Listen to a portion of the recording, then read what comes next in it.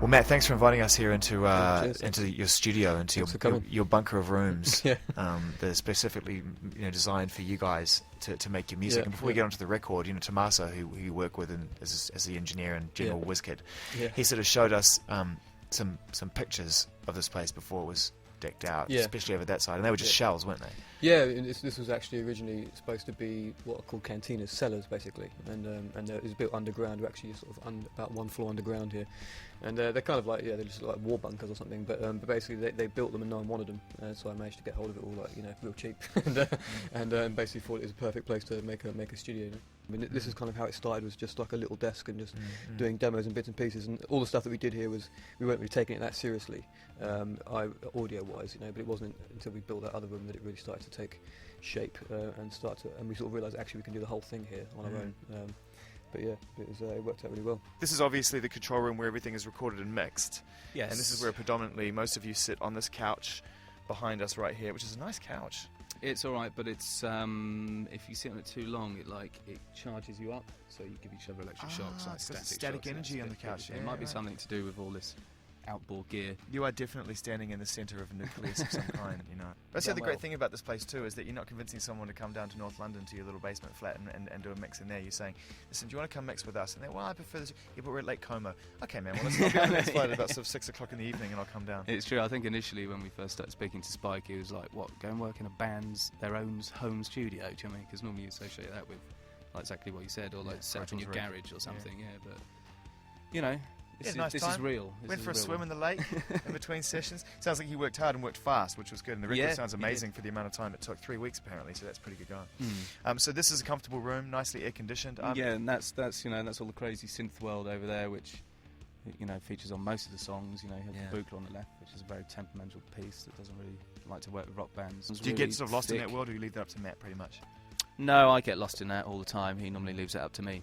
Wow, that's your thing. Yeah. Well, I suppose it makes sense. It's very percussive sound, isn't it? A lot of the stuff that features on the record. So. For sure, yeah. I mean, he'll do a lot of programming that goes, from the computer, and then we spend hours losing our minds with that kind of stuff. You should just try plugins. You can get them on the computer.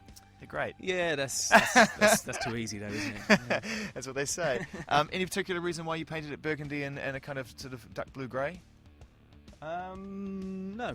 Okay, moving on. It's nice, it's soothing.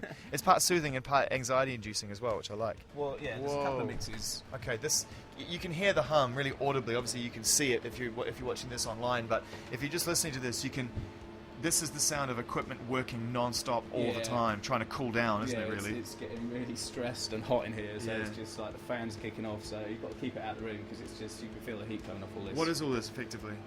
Compressors and... No, this is all like the ins and outs of the Pro Tool rig and the analog to digital and digital to analog converters. Yeah. Which do you prefer, analog to digital or digital to analog? Well, you've got to use both. Right, okay. Important. But this piece, this gold piece, this Lavery is a very important piece. Just makes things sound great. Yeah. Nice, and of course this leads through to where your drums are currently set up. This is the main live room. Yeah, it's heaps bigger than it seems when you're in the control room, obviously, because it stretches right out. Yeah, this is the main live room. New drum kit?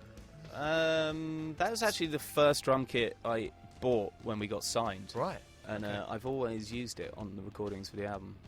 Right. So it's... but not on the road?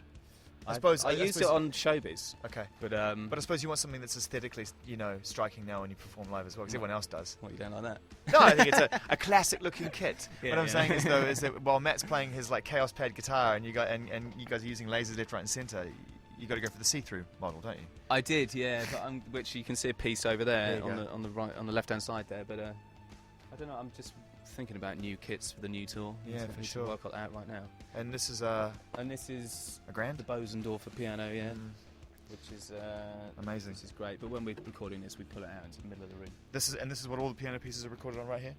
Everything. Most of it is done on that, and then there's a piano upstairs that we've used as well. which is an upright, so it's got a different kind of sound. This is incredible. But this room is it's great. I mean, it sounds wicked in here, and it sounds much bigger than it actually looks. Do you have a name for the studio? You must have a name. Studio Bellini. Studio. Yeah. That's just wholly disappointing. It needs to be like the bunker of the doom bunker, or something. Should we go to Studio Bellini? It's like there's a group of breeze blocks, you know. I'm looking forward to seeing the cave after that. How many guitars do you have stored here? Do you reckon? I don't know. I'd have to count them. 1, 2, 3, 4. So this is just kind of it with a few stacked around. Yeah, they're my main ones that I've been recording with. Yeah.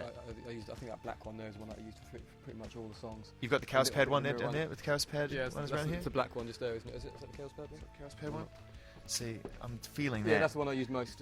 I'm loving that. This is So this is this is bass room. This is the dream. It's, It just we need looks to put awesome. It back together. It's doom.